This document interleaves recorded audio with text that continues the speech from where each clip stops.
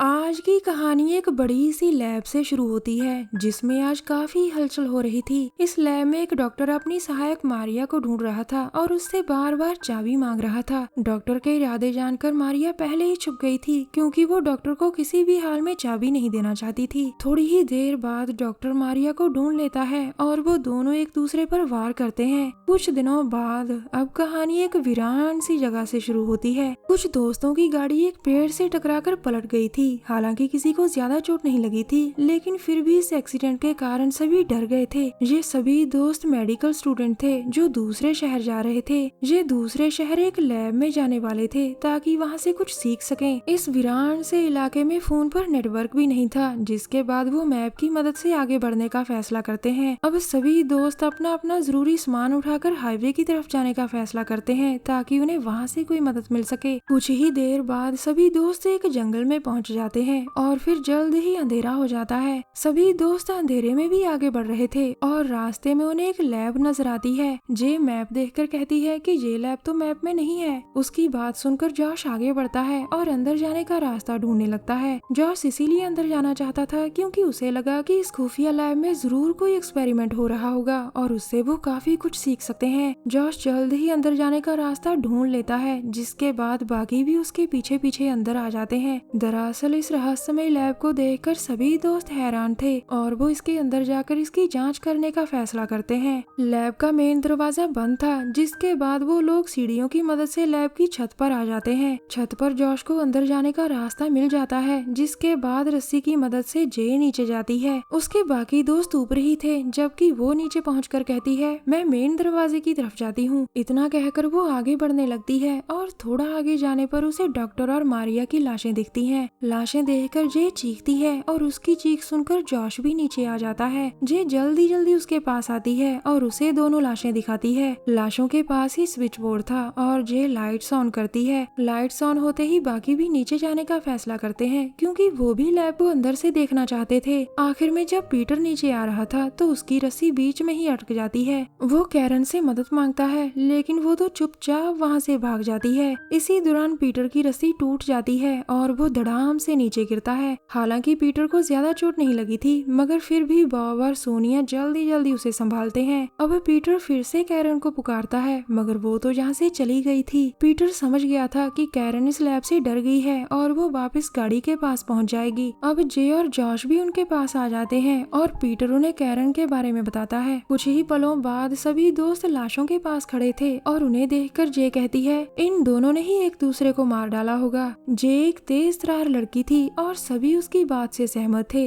लाशें देखने के बाद सभी मेन दरवाजा खोलने की कोशिश करते हैं ताकि जरूरत पड़ने पर वो बाहर निकल सके, मगर वो दरवाजा खोल नहीं पाते। इसके बाद सभी दोस्त लैब की जांच करने लगते हैं और इसी बीच जे को तहखाने में एक अजीब सा आदमी दिखता है। वो जल्दी जल्दी बाकियों को इस तहखाने में बुलाती है। सभी दोस्त तहखाने में आ जाते हैं और आदमी को देखकर हैरान होते हैं। इस अजीब से आदमी को एक कैबिन में रखा गया था और उसके पूरे शरीर पर पाइप लगे थे। जॉश कैबिन को खोलने की कोशिश करता है, लेकिन वो बंद था। अचानक कुछ सोचकर वो कहता है, मुझे पता है कि इसकी चाबी कहाँ होगी। इतना कहकर वो जल्दी जल्दी लाशों के पास आता है। उसके दोस्त उससे पूछते हैं कि तुम्हें कैसे पता चला कि इनके पास चाबी होगी। इस पर जॉश कहता है कि पूरी लैब बंद पड़ी है और ये लोग चाबी के लिए ही लड़े होंगे। अब जॉश लाशों को देखने लगता है और जल्द ही उसे मारिया के मुंह से चाबी मिल जाती है। चाबी मिलने पर जे कहती है कि हमें पहले मेन दरवाजे को खोलने की कोशिश करनी चाहिए। उसकी बात मानकर जॉश चाबी से मेन दरवाजा खोलने की कोशिश करता है, मगर वो सफल नहीं हो पाता। अचानक तभी लैब की लाइट चली जाती है और हर तरफ अंधेरा हो जाता है। अब सभी दोस्त लैब में इमरजेंसी लाइट ढूंढने लग जाते हैं और फिर जल्द ही एक कमरे में पहुंच जाते हैं जहां इमरजेंसी लाइट का स्विच था। जॉश जैसे ही लाइट ऑन करता है तभी एक साइको डॉक्टर उस पर कई वार करता है।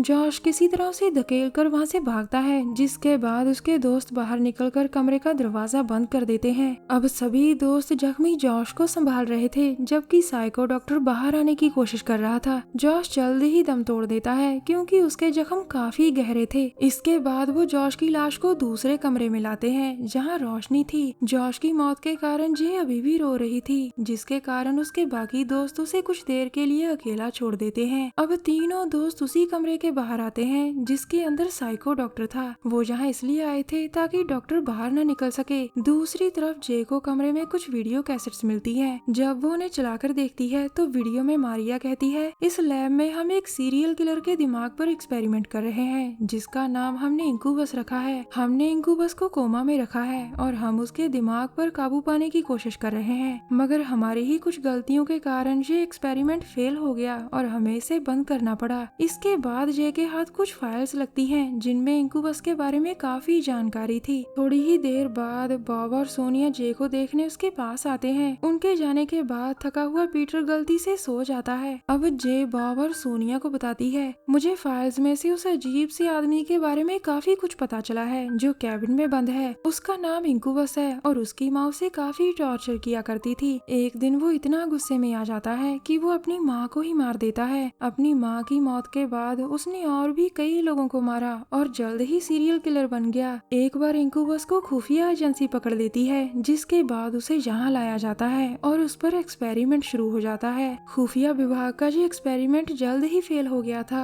लेकिन इस एक्सपेरिमेंट से इंक्यूबस काफी ताकतवर बन जाता है। इस लैब में जो भी सोता है इंक्यूबस उसके दिमाग पर काबू पा लेता है। इंक्यूबस की इसी खूबी के कारण उसे भविष्य का सीरियल किलर कहा जाने लगा। इसके बाद वो पीटर के पास जाते हैं जो उसी कमरे के बाहर था जिसके अंदर साइको डॉक्टर था। कमरे का दरवाजा खुला देखकर सभी दोस्त हैरान होते हैं। अब वो तीनों कमरे में आते हैं और पीटर को पुकारने लगते हैं। अचानक तभी साइको डॉक्टर उनके सामने आता है और खुद को एक नेल गन से मार लेता है। डॉक्टर की मौत के बाद उन्हें कोई आवाज सुनाई देती है और वो फिर से पीटर को पुकारने लगते हैं। अचानक तभी पीटर आकर जे को काटने की कोशिश करता है, जिसके बाद सभी डरकर वहाँ से भागते हैं। पीटर के दिमाग पर इंक्यूबस ने काबू कर लिया था क्योंकि वो गलती से सो गया था। अब तीनों दोस्त भागकर उसी कैबिन में आ जाते हैं जिसके अंदर इंक्यूबस कोमा में पड़ा था। जब पीटर उन्हें इस कैबिन में देखता है तो वो चुपचाप वहाँ से चला जाता है। पीटर के इस तरह चले जाने से वो तीनों बहुत हैरान थे। कुछ देर बाद बॉब को सोता देखकर जे उससे कहती है, आंखें खोलो बॉब, फाइल्स में लिखा था कि जो भी इस लैब में सोता है उसके दिमाग को इंक्यूबस काबू कर लेता है। लेकिन बॉब कहता है, मैं वो बंदा हूँ जो गूगल पर भी यकीन नहीं करता, तो मैं फाइल्स पर कैसे यकीन कर सकता हूँ। ये सुनकर जे उसे फिर से समझाने की कोशिश करती है, जिसके बाद वो कहता है, हमें सोनिया पर टेस्ट करना चाहिए क्योंकि ये हमसे काफी कमजोर है। अगर इसके दिमाग पर इंक्यूबस ने काबू पा भी लिया तो ये हमें ज्यादा नुकसान नहीं पहुंचा सकती।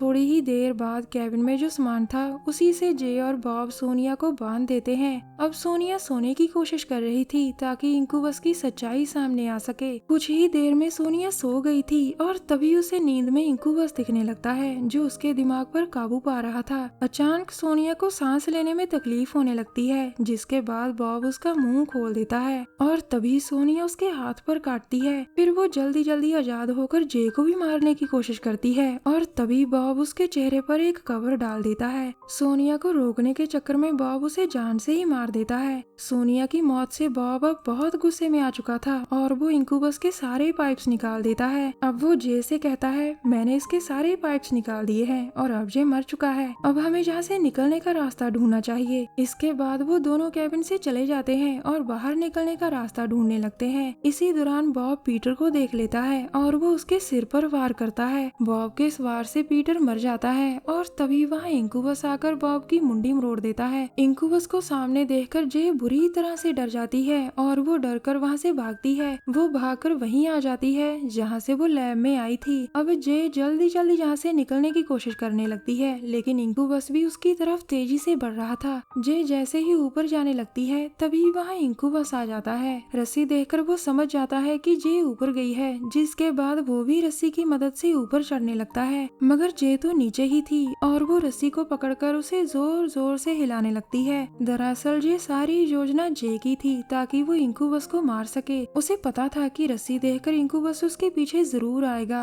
अब जैसे ही इंक्यूबस नीचे गिरता है तो जे उसे मार देती है। कहानी के आखिर में पुलिस आकर जे को पकड़ लेती है क्योंकि पुलिस को लगा था कि लैब में जितनी भी लाशें हैं उन सभी को जे ने ही मारा है। पुलिस को इस लैब की जानकारी कैरन ने दी थी जो कल रात ही लैब से डरकर भाग गई थी। वो जे से उसका हालचाल पूछती है, लेकिन जे कुछ नहीं बोलती। अपने दोस्तों की मौतें देखकर जे अंदर से टूट चुकी थी। हमारी वीडियो देखने के लिए धन्यवाद। प्लीज हमारे चैनल को जरूर सब्सक्राइब करें। मिलते हैं अगली वीडियो में, तब तक के लिए नमस्कार।